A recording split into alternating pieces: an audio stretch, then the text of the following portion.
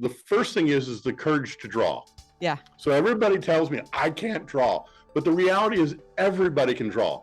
If you're printing handwritten notes or you're writing cursive, you're actually drawing. Yeah. You just don't understand how you're putting that information together. If you're willing to learn to draw, then you're able to learn how to do this.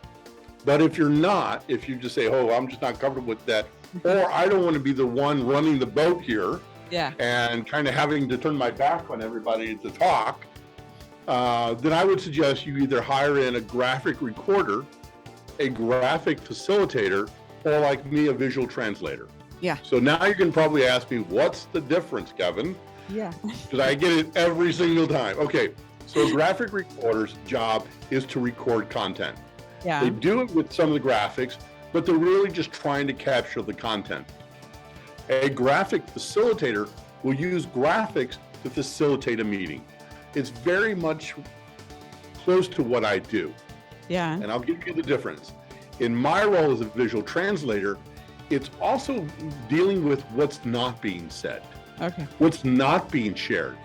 As a person who's been involved in business and in architecture for many years, I've had to learn how to look for what's not being said, what's not being done, and read the body language of the room. Yeah.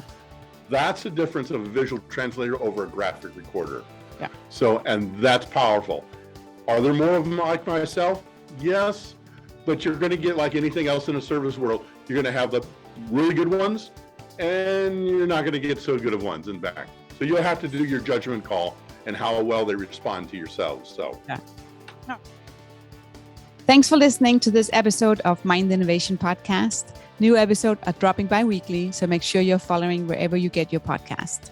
You can find me on LinkedIn, search for Sanna Winding. You can also find me on YouTube, search for Mind Innovation, or go to my website, sannawinding.com or mindinnovation.com.